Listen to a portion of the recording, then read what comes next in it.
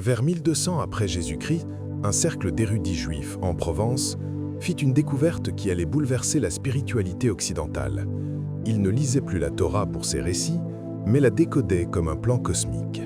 Ce qu'ils trouvèrent entre les lignes n'était pas de la poésie mystique, mais une carte précise de la façon dont la conscience passe de l'infini à la réalité physique, l'arbre de vie, Etz Haim. Ce n'était pas une métaphore, c'était l'architecture véritable de l'existence.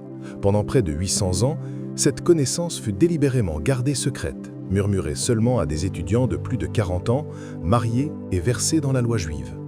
Pourquoi un tel secret? La réponse révèle quelque chose de profond sur la nature de la réalité et explique pourquoi certaines personnes naviguent dans la vie avec une compréhension presque surnaturelle. La plupart des gens imaginent des mystiques en robe, perdus dans la méditation. La réalité était bien plus rigoureuse.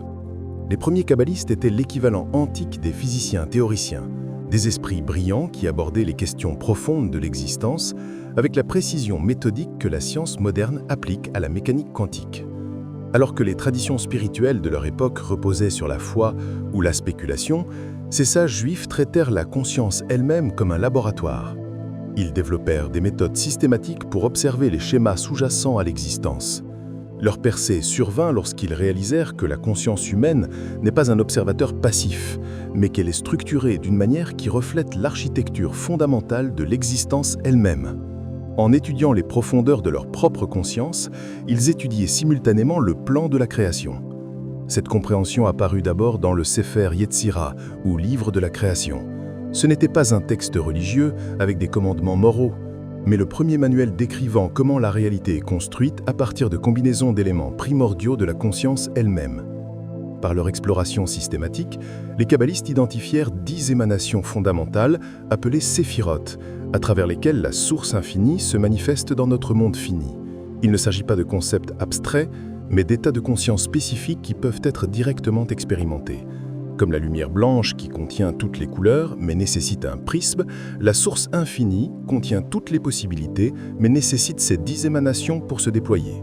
Chaque séphira représente une qualité particulière de la conscience, de l'impulsion créatrice pure à la manifestation physique concrète. Le génie des kabbalistes fut de reconnaître que ces émanations suivent une séquence logique précise, créant l'arbre de vie, non pas un symbole mystique, mais une carte de la façon dont la conscience se structure dans la réalité. Ce système est universel. Le même modèle décuple qui régit la manifestation de l'infini régit également le développement psychologique humain, l'évolution des sociétés et les processus naturels. Ils avaient découvert que la même structure fondamentale apparaît à toutes les échelles de l'existence. Comprendre comment la conscience se structure à un niveau permet de comprendre son fonctionnement à tous les niveaux.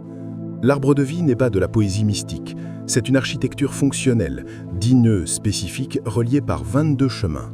Chaque composant représente une fonction distincte dans la manière dont la conscience passe du potentiel pur à la réalité physique. L'arbre s'organise en 3 piliers distincts. À droite, le pilier de la miséricorde, force expansive, le oui cosmique qui veut créer. À gauche, le pilier de la sévérité, force contenante qui fournit structure et limite. Au centre, le pilier de l'équilibre, où ces forces s'harmonisent.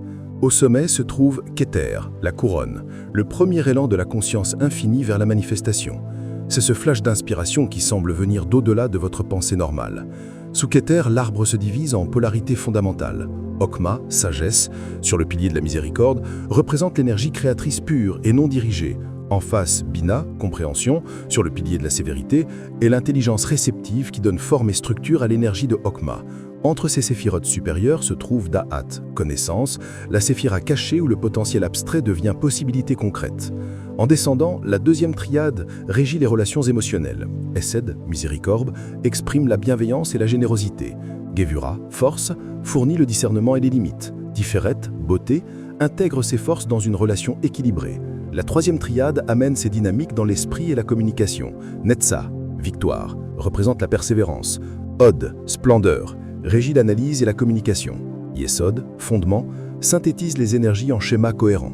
À la base se trouve Malkout, royaume, la manifestation physique elle-même. Malkout n'est pas un royaume inférieur, mais l'aboutissement où toutes les énergies supérieures trouvent une expression tangible. Les 22 chemins reliant les séphirotes correspondent à l'alphabet hébreu et aux archétypes du tarot, créant un système de cartographie complet où toute expérience peut être comprise en termes d'énergie active et de leur circulation.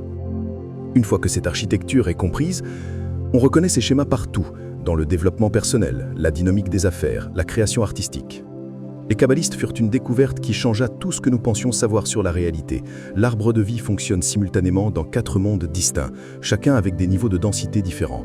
Notre monde physique n'est que l'expression finale de 3 mondes invisibles opérant au-dessus de lui. Le monde le plus haut est Hatzilut, le monde de l'émanation, royaume des archétypes purs où les idées divines existent sans limitation. C'est le code source de la réalité. De là, la conscience descend en Beria, le monde de la création, où les archétypes prennent des caractéristiques plus définies. C'est le domaine des intelligences créatives qui dessine les plans de tout ce qui sera bâti. Le 3e monde est Yetzira, le monde de la formation, royaume des émotions, des images mentales et des énergies psychiques. C'est là que se forment vos schémas émotionnels et vos habitudes mentales. Enfin, Asya, le monde de l'action, notre dimension physique, où les énergies des 3 mondes supérieurs culminent en expériences tangibles. Chaque séphirate existe simultanément dans les 4 mondes. Vous ne regardez pas 10 centres de conscience, mais 40 points interconnectés opérant dans plusieurs dimensions. Travailler consciemment avec une séphira dans un monde influence automatiquement ses manifestations dans les 3 autres. Cette compréhension transforme l'approche de la vie. Au lieu de simplement réagir aux circonstances extérieures, vous comprenez que les événements physiques trouvent leur origine dans la dynamique des mondes supérieurs. Les 4 mondes correspondent à différents aspects de l'expérience humaine. Votre vie spirituelle dans Hatzilut, votre vie mentale dans Beria, votre vie émotionnelle dans Yetzira, votre vie physique dans Asya. Un développement authentique nécessite l'intégration harmonieuse des 4 niveaux. La conscience est mouvement, un flux dynamique entre les dimensions. Quand vous comprenez cela, l'arbre de vie devient une représentation vivante de la façon dont la conscience se déplace entre les niveaux de réalité. Le vrai pouvoir vient en participant consciemment à ces mouvements, en travaillant avec le flux naturel de l'énergie créatrice plutôt que contre lui. C'est ce que les kabbalistes entendaient par devenir un partenaire de la création, non pas contrôler la réalité, mais participer consciemment au processus par lequel la réalité se crée continuellement.